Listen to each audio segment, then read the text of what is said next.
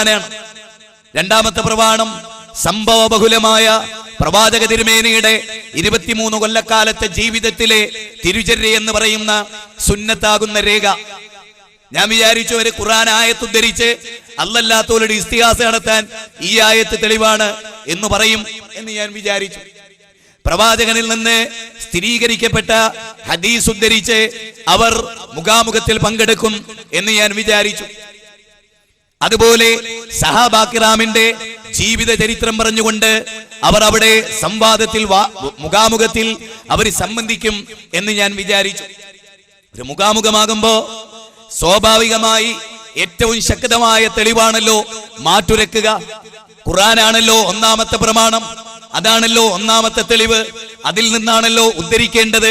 രണ്ടാമത്തത് ഹദീസാണല്ലോ, അതിൽ നിന്നാണല്ലോ ഉദ്ധരിക്കേണ്ടത്. ഇത് രണ്ടുമില്ല. പിന്നെയോ സഹാബികൾ, അതുണ്ടായോ? അതുണ്ടായില്ല. പിന്നെ ഏതാണ്? ഏതോ ഒരു കാലഘട്ടത്തിലെ സഹാബിയാണെന്ന് തെളിയിക്കപ്പെടാത്ത ഏതോ ഒരു വ്യക്തി കണ്ട സ്വപ്നം തെളിവായി ഉദ്ധരിച്ച് ഇതിന്റെ വിധി പറയാനാണ് സുന്നി പ്രസ്ഥാനത്തിലെ സമസ്തയിലെ പണ്ഡിതന്മാരായിട്ടുള്ള അവിടെ വേഷം മാറി വന്നിട്ടുള്ള പല ആളുകളും ശ്രമിച്ചു പോന്നിട്ടുള്ളത് എന്നത് കൗതുകകരമായ ഒരു കാര്യമാണ്. കാരണം ഒന്നാം പ്രമാണം ഖുർആനാണ്, രണ്ടാം പ്രമാണം സുന്നത്താണ്. സ്വപ്നം ഇസ്ലാമിന് തെളിവല്ല. പേരോട് അബ്ദുറഹ്മാൻ സക്കാഫി തീർത്തു പറയുന്നു, സ്വപ്നം എത്ര വലിയ ഔലിയ കണ്ടാലും എത്ര വലിയ നേതാവ് കണ്ടാലും അത് ഇബ്ലീസിൽ നിന്നുള്ളതാണ്, അത് നിങ്ങൾ ഒരിക്കലും വിശ്വസിക്കരുത് എന്ന് ഇമാം നവവി പറഞ്ഞിട്ടുണ്ട് എന്ന് പേരോട് തീർത്തു പറഞ്ഞിട്ടുണ്ട്. നമ്മൾ ആ കാര്യം ജനങ്ങളെ ബോധ്യപ്പെടുത്തിയിട്ടുണ്ട്. ഏത് ഉസ്താദ് ഉറക്കിൽ വന്ന് പറഞ്ഞാലും, ഉസ്താദിന്റെ ഉസ്താദ് വന്ന് പറഞ്ഞാലും, ഏത് വലിയന്റെ കോലത്തിൽ വന്ന് പറഞ്ഞാലും, ഒരു മനുഷ്യന്റെ കോലത്തിൽ വന്ന് പറഞ്ഞാലും സ്വീകരിക്കാൻ വകുപ്പില്ല. കാരണം അല്ലാഹുവിന്റെ റസൂല് പഠിപ്പിച്ചത് എന്താണെന്ന് ഹദീസിന്റെ ഗ്രന്ഥങ്ങളിലുണ്ട്, പരിശുദ്ധ ഖുർആനിലുണ്ട്, ഇമാമിങ്ങളുടെ കിതാബുകളിലുണ്ട്. അത് തള്ളിയിട്ട് ഒരു സ്വപ്നത്തെയും മാനദണ്ഡമാക്കാൻ പാടില്ല. അത് ശൈത്താനിന്റെ കുതന്ത്രമാണ് കേട്ടോ. ഇക്കാര്യം ബഹുമാനപ്പെട്ട ഇബ്നു ഹജറുൽ ഹൈതമി തങ്ങൾ രേഖപ്പെടുത്തിയിട്ടുണ്ട്, ഇമാം നവവി റഹിമഹുല്ലാഹ് രേഖപ്പെടുത്തിയിട്ടുണ്ട്. ലോകത്തുള്ള എല്ലാ ഇമാമിങ്ങളും അവരെ കിതാബുകളിൽ ഇക്കാര്യം എഴുതി രേഖപ്പെടുത്തിയിട്ടുണ്ടെന്ന് ഞാൻ എന്റെ സാധാരണക്കാരെ ഓർമ്മപ്പെടുത്തുകയാണ്. അപ്പൊ ഞാൻ പറഞ്ഞു വന്നത്, തെളിവുകൾ മാറ്റുരക്കുമ്പോൾ തീർച്ചയായും ഒന്നാമത്തെ പ്രമാണം വിശുദ്ധ ഖുർആനാണല്ലോ. പക്ഷെ അതുണ്ടായില്ല. രണ്ടാമത്തെ പ്രമാണം പ്രവാചകന്റെ ഹദീസുകളാണല്ലോ, അതും ഉണ്ടായില്ല. മൂന്നാമതായി സഹാബികൾ ഖുർആനിന്റെയും സുന്നത്തിന്റെയും അടിസ്ഥാനത്തിൽ മനസ്സിലാക്കി സ്വീകരിച്ച വല്ല നിലപാടുകളുണ്ടോ? അതുണ്ടായില്ല. അതൊരൊറ്റ കാര്യം മതി. എന്തിന്? അതിന് ഞാനൊരു ഉദാഹരണം കൂടെ പറയാം, എളുപ്പത്തിൽ ക്ലിക്ക് ചെയ്യും.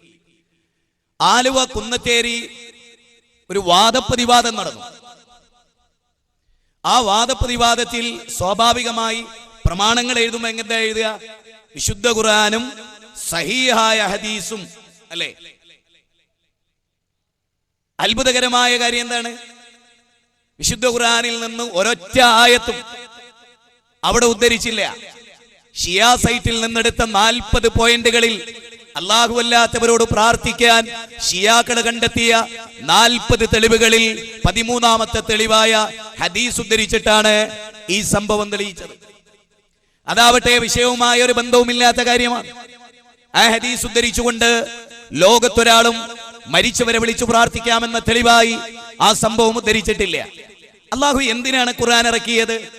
16-ാം അധ്യായം 64-ാമത്തെ വചനത്തിലൂടെ അല്ലാഹു സുബ്ഹാനഹു വ തആല ഈ കാര്യം വിശദീകരിക്കുകയാണ്. ഖുർആൻ അർത്ഥം പഠിക്കേണ്ടതില്ലെന്ന് വിശ്വസിക്കുന്നവർ നമ്മുടെ നാട്ടിലുണ്ട്. ഖുർആൻ പരിഭാഷപ്പെടുത്തുന്നത് പാപമാണെന്ന് വിശ്വസിച്ച് തഖ്ദീറുൽ ഇഖ്വാൻ മിൻ തർജമത്തിൽ ഖുർആൻ എന്ന പുസ്തകം എഴുതിയ മുസ്ലിയാക്കന്മാർ നമ്മുടെ കേരള മണ്ണിൽ കഴിഞ്ഞു പോയിട്ടുണ്ട്. ഏതൊരു വേദഗ്രന്ഥം ഏതൊരു ജനതയുടെ പരിവർത്തനത്തിന്റെ ചരിത്രമായി കടന്നു പോന്നുവോ ആ ചരിത്രത്തിന് വിഘാതമായി ഭൂചണ്ഡഗിരിയിൽ കഴിഞ്ഞുകൂടേണ്ട അധപ്പതനത്തിന്റെ പടുകുടിയിലേക്ക് മറഞ്ഞു വീണു പോണ്ട ഒരു ജനതയെ സൃഷ്ടിക്കുവാൻ ഖുർആൻ പഠിക്കേണ്ടതില്ല എന്ന് കിതാബ് എഴുതി പ്രചരിപ്പിച്ച ആളുകൾ ഈ നാടിന്റെ സംഭാവനയായി കഴിഞ്ഞു പോയിട്ടുണ്ട് എന്ന വസ്തുത മുൻനിർത്തിക്കൊണ്ട് തന്നെ അല്ലാഹു എന്തിനാണ് ഖുർആൻ ഇറക്കിയത്? അല്ലാഹു തന്നെ പറയട്ടെ, അല്ലാഹുവിന്റെ കലാമിലൂടെ വമാ അൻസൽനാ അലൈക്കൽ കിതാബ ഇല്ലാ ലിതുബയ്യിന ലഹുമുല്ലദീന ഇഖ്തലഫൂ ഫീഹി വഹുദൻ വറഹ്മതൻ ലിഖൗമിൻ യുഅ്മിനൂൻ. ഖുർആനിലെ 16-ാം അധ്യായം 64-ാമത്തെ വചനത്തിൽ അല്ലാഹു പറയുകയാണ്, തീർച്ചയായും പ്രവാചക, താങ്കളിലേക്ക് ഈ ഗ്രന്ഥം അവതരിപ്പിച്ചിട്ടുള്ളത് എന്തിനു വേണ്ടിയാണ്? ലിതുബയ്യിന ലഹുമുല്ലദീന ഇഖ്തലഫൂ ഫീഹി, അവർ ഭിന്നിച്ച കാര്യത്തിൽ തീർപ്പ് കൽപ്പിക്കുവാൻ, അവർ ഭിന്നിച്ച കാര്യത്തിൽ വിശദീകരണം നൽകുവാൻ. ഏതൊരു വിഷയത്തിൽ ലോക മനുഷ്യ സമുദായം ഭിന്നിച്ചുപോയോ ആ ഭിന്നതയിൽ അവർക്ക് തീർപ്പ് കൽപ്പിക്കുവാൻ ലോകത്തെന്തൊക്കെ ഭിന്നതകളുണ്ട്. യേശുക്രിസ്തു അല്ലാഹുവിന്റെ പുത്രനാണെന്ന് വാദിക്കുന്ന ഭിന്നത മുതൽ, കന്യാമറിയമ്മനെ വിളിച്ചു പ്രാർത്ഥിക്കുന്ന ഭിന്നത മുതൽ, ക്രിസ്ത്യാനികൾ പ്രചരിപ്പിക്കുന്ന പല വാദങ്ങൾ മുതൽ, മുസ്ലിം ലോകത്ത് അഭിപ്രായ ഭിന്നതകൾ ഒരുപാടുണ്ട്. കല്ലും മുള്ളും മുരടും മൂർക്കൻ പാമ്പും കാഞ്ഞിര കുറ്റിയും ആൽത്തറകളും അക്ബറുകളും ജാറങ്ങളും പുണ്യപുഷ്പങ്ങളും മണ്ഡപങ്ങളും ശ്രീകോവിലുകളും ആൽത്താരകളും ആരാധിക്കുകയും പൂജിക്കുകയും വഴങ്ങുകയും ചെയ്യുന്ന കോടാനുകോടി മനുഷ്യർ ഈ നാട്ടിൽ ജീവിക്കുന്നുണ്ട്. അവർക്കിടയിലൊക്കെ ഭിന്നാഭിപ്രായങ്ങളുണ്ട്.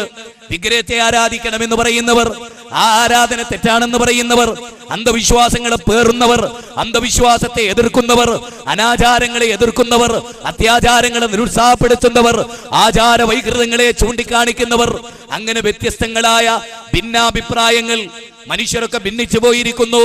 അതുകൊണ്ട് ആ ഭിന്നത തീർപ്പ് കൽപ്പിക്കുവാൻ അല്ലാഹു പറയുകയാണ്, ലിതുബയ്യിന ലഹുമുല്ലദീന ഇഖ്തലഫൂ ഫീഹി, അവർ ഭിന്നിച്ചു പോയ കാര്യങ്ങളിൽ, അവർക്കിടയിൽ ഭിന്നത ഉണ്ടായ കാര്യങ്ങളിൽ, വഹുദൻ, ഇതൊരു മാർഗദർശനമാണ്, വറഹ്മതൻ, ഇതൊരു കാരുണ്യമാണ്, ലിഖൗമിൻ യുഅ്മിനൂൻ, വിശ്വസിക്കുന്ന ജനങ്ങൾക്ക്.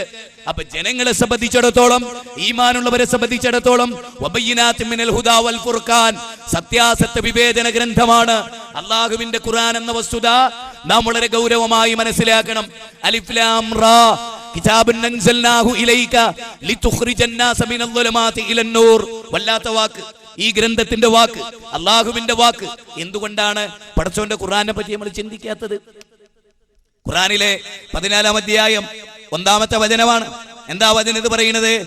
ഈ ഗ്രന്ഥം പ്രവാചക താങ്കളിലൂടെ അവതരിപ്പിച്ചത് എന്തിനാ? ലിതുഖ്രിജൻ നാസ. കണ്ടോ, മുസ്ലിങ്ങളെ എന്നല്ല, അന്നാസ്, മാസ്, പീപ്പിൾ, ലോകത്തിലെ മുഴുവൻ മനുഷ്യരും. അങ്ങനെ ഒരു ആകേണ്ടതുണ്ട്. അങ്ങനത്തെ ഒരു സാഹചര്യമാണ് നമ്മുടെ കേരളത്തിൽ പലപ്പോഴും ഉള്ളത്. അതുകൊണ്ട് ഒരു പ്രഭാഷണത്തിൽ ഞാൻ ആയത്തുകൾ ഉദ്ധരിച്ച് സമൂഹത്തോട് പറഞ്ഞു, ഈ നബി മുസ്ലിങ്ങളുടെ മാത്രം നബിയല്ല, ഈ നബി ബാലന്റെയും കൂടി നബിയാണ്. ഇത് മുസ്ലിങ്ങളുടെ മാത്രം നബിയല്ല, അല്ലെ ഇത് മുസ്ലിമിന്റെ നബിയാണ് എന്ന് തെറ്റിദ്ധരിക്കരുത്. ഇത് ബാലന്റെ നബിയാണ്, ലോകത്തിന്റെ നബിയാണ്, ലോകരുടെ നബിയാണ് എന്നൊക്കെ പറഞ്ഞു. അപ്പൊ ഒരു വലിയൊരു സക്കാഫി അയാൾ വന്നിട്ട് എന്ത് ചെയ്തു? ആ കേസറ്റ് ഇങ്ങനെ കേട്ടു. എന്നിട്ട് കേട്ട് പഠിക്കുകയല്ല, മൂപ്പരെ വാക്കാതെ കേട്ട് പഠിക്കുകയല്ല. എന്ത് ചെയ്തു? ഇത് മുസ്ലിമിന്റെ നബിയല്ല എന്ന പോയിന്റ് ആദ്യം എടുത്തു. പിന്നെ ഇത് ബാലന്റെ നബിയാണ് എന്ന അടുത്ത വാചകം എടുത്തിട്ട് കേൾപ്പിച്ചു. എന്നിട്ട് പറയണ, കണ്ടോ, മുസ്ലിമീങ്ങളുടെ മാണിക്യ കൊട്ടാരത്തിലെ അല്ലാഹുവിന്റെ റസൂല് മുസ്ലിമിന്റെ നബി അല്ല എന്നാണ് ഈ വഹാബി പറയുന്നത്. അള്ളാന്റെ ഖുർആനിൽ പറയുന്നതാണ്, ലോകത്തിലെ 714 കോടി മനുഷ്യരുടെയും നബിയായി നബി. അത് പരിചയപ്പെടുത്താൻ കഴിവുള്ളവർ ആരുണ്ട്? അത് പരിചയപ്പെടുത്തുന്നവരെ കുതിര കയറുക, അറബി പയ്യൻ എന്ന് പറഞ്ഞു. എന്നാ അങ്ങനെ ഒരു മനുഷ്യനെ സൃഷ്ടിക്കാൻ ആയുസിനിടയിൽ കഴിഞ്ഞിട്ടുണ്ടോ? അങ്ങനെ ഒരു പണ്ഡിതനെ സമസ്തയുടെ ചരിത്രത്തിൽ ഇന്ന് വരെ ഉണ്ടായിട്ടുണ്ടോ? ഇല്ല. ഇനി ഉണ്ടാവോ? ഈ പോക്ക് പോവുകയാണെങ്കിൽ തീരെ ഉണ്ടാവില്ല. എന്നാലും എന്താ പറയാ, അങ്ങനെയുള്ള ആളുകളുടെ പേരെ കുതിര കയറുക എന്നല്ലാതെ എപ്പോഴെങ്കിലും അള്ളാന്റെ ദീനിനെ ഈ നാട്ടിലെ മുഴുവൻ മനുഷ്യർക്കും പരിചയപ്പെടുത്തുന്ന ഒരു വ്യക്തി എന്ന നിലയ്ക്ക് ചിന്തിച്ചിട്ടുണ്ട് എപ്പോഴെങ്കിലും? എപ്പോഴും ശത്രുതയാണ് എല്ലാ കാര്യത്തിലും, അല്ലേ? അങ്ങനെ ഒരു അവസ്ഥയിൽ നിന്നുകൊണ്ടാണ് മതം എന്താണ് എന്ന് ലോകത്തോട് നമുക്ക് പറയേണ്ടി വരുന്നു. പ്രവാചകനാരാ? വിശുദ്ധ ഖുർആൻ എന്താ? ഖുർആനിലെ 14-ാം അധ്യായം 1-ാമത്തെ വചനം, ലിതുഖ്രിജൻ നാസ മിനൽ ളുലുമാതി ഇലൻ നൂർ. ലോകത്തിനാകമാനം ഈ നാട്ടിലെ ഹൈന്ദവർക്ക് അല്ലാഹു അവതരിപ്പിച്ച ഗ്രന്ഥാണത്. ഈ നാട്ടിലെ ക്രൈസ്തവർക്ക് അല്ലാഹു അവതരിപ്പിച്ച ഗ്രന്ഥമാണത്. ഈ നാട്ടിലെ മുഴുവൻ മനുഷ്യർക്കും അല്ലാഹു അവതരിപ്പിച്ച ഗ്രന്ഥം. യാ യുഹന്നാസ്, സത്യവിശ്വാസി മനുഷ്യരെ അല്ലാഹു വിളിക്കാൻ, യാ യുഹന്നാസ് ഖദ് ജാഅതുകും മൗഇളതും മിർ റബ്ബികും വശിഫാഉൻ ലിമാ ഫിസ് സുദൂർ. മനുഷ്യർക്കാകമാനമുള്ള സതുപദേശം ഉണ്ടോ? അറേബ്യൻ പാശ്ചാത്യ പൗരസ്ത്യ ദേശങ്ങൾക്ക് എന്നല്ല, കറുത്തവരെ വെളുത്തവരെ, ക്ഷത്രിയരെ ശൂദ്രരെ വൈശ്യരെ ബ്രാഹ്മണരെ എന്ന വിളിയല്ല, മനുഷ്യകുലമേ ലോകത്തിന് മുഴുവനുമുള്ള ഗ്രന്ഥം 10-ാം അധ്യായം 50-ാമത്തെ വചനം. വ്യക്തമാണ് കാര്യങ്ങൾ. അങ്ങനെ എത്തിച്ചു കൊടുക്കേണ്ടവരാണ് നമ്മൾ. അതേ, അതിന് നമുക്ക് അവസരമില്ല. ഉണ്ടോ? എവിടെ നോക്കിയാലും മുസ്ലിയാക്കന്മാര് ക്ലിപ്പിംഗ് ആയിട്ട് ഇങ്ങനെ നടക്കുക. ഇവിടെയും വരും നാളെ ഒരു വിദ്വാൻ, നിങ്ങൾക്ക് കാണാം, ക്ലിപ്പിംഗ് മാത്രമേ പറയൂ, ഒറ്റ ആയത്തോതൂല, ഒറ്റ ഹദീസ് ഉദ്ധരിക്കില്ല. ഇനി ഞാനിത് പറഞ്ഞുകൊണ്ട് കുട്ടികൾ ഇപ്പൊ തന്നെ വിളിച്ചു പറയും എങ്ങനെയെങ്കിലും മനപ്പാടാക്കി ഒരു ആയത്തേറ്റ് വരണേ. ഹേയ്, അങ്ങനെ ചിലപ്പോൾ മനപ്പാടാക്കി കഷ്ടപ്പെട്ട് പറഞ്ഞുകൂടായി ഒന്നുമില്ല. പൊതുവേ ഞാൻ പറയാം, അപ്പൊ പറയാറില്ല. നിങ്ങൾ ശ്രദ്ധിച്ചിട്ടുണ്ടോ? സുന്നി മുസ്ലിയാക്കന്മാരാരെങ്കിലും ആയത്തോത് നിങ്ങൾ കേട്ടിട്ടുണ്ടോ? അന്തും സലാത്തും കഴിഞ്ഞ് ഇന്റെ ഒരു ക്ലിപ്പിംഗ് ഇട്ട് തുടങ്ങും. സമാപിപ്പിക്കുന്നതോ പ്രാർത്ഥിക്കുന്നതിന് മുന്നേ ഒരു ക്ലിപ്പിംഗ് ഇടും. ഓൾക്ക് എന്നെ കണ്ടിട്ടില്ലേ ഓർക്കേരൂല, കാന്തപുരത്തിനെ കണ്ടിട്ടില്ലേ ഓർക്കേരൂ, പേരോടിനെ കണ്ടിട്ടില്ലേ ഓർക്കേരൂ, എന്നെ കണ്ടിട്ടില്ലേ ഓർക്കേരൂല. സക്കാഫിമാർക്ക് ഒരു 40 വട്ടമൊക്കെ കാണുന്ന ഒരു ദിവസം. എന്തൊരു പുതുമ, എന്തൊരു ഇഷ്ടങ്ങൾക്ക്. ഏയ്, ആലോചിക്കുക, നമ്മൾ വളരെ ഗൗരവമായി മനസ്സിലാക്കുക. ഈ ക്ലിപ്പിംഗ് ആയിട്ട് ഇങ്ങനെ നടക്കുക. ഏയ്, ക്ലിപ്പിംഗ് ഇടണ്ടെന്നൊന്നുമില്ല, ക്ലിപ്പിംഗ് ഇടേണ്ടടുത്ത് ഇടണം, ഇടേണ്ട വിധം. ആയത്തിനെതിരായി, ഖുർആനെതിരായി, സുന്നത്തിനെതിരായി എന്തെങ്കിലും പറഞ്ഞിടണോ? അതാ കളിപ്പിക്കേണ്ടത്. അടിപ്പാവാടേ, എന്താ സംഗതി? അത് ഇങ്ങനെ നാടിയിട്ടും നാളെയും വരും. നാളെ വന്നിരിക്കും മുമ്പ് അതൊക്കെ ഇട്ട് ഭയങ്കര ഗൗരവമായിട്ട് പറയും. അതുകൊണ്ട് എന്താ കാര്യം? ഒരു അടിപ്പാവാടാന്നുള്ള ക്ലിപ്പിംഗ് ഇട്ട സുന്നത്ത് പഠിക്കുവോ? ബിദ്അത്ത് എന്താന്ന് മനസ്സിലാക്കുവോ? ഖുർആൻ എന്താന്ന് മനസ്സിലാകുവോ?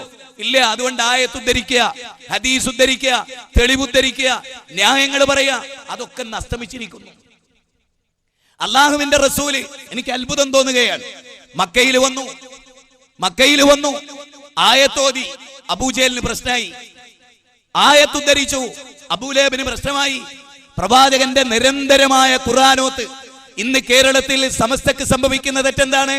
ഖുർആനിൽ നിന്നകന്നു, സുന്നത്തിൽ നിന്നകന്നു, നാട്ടാചാരവും നാട്ടുനടപ്പും മാമൂലും മതമായവർ സ്വീകരിച്ചു. അല്ല എന്ന് പറയാൻ എന്ത് തെളിവാണുള്ളത്?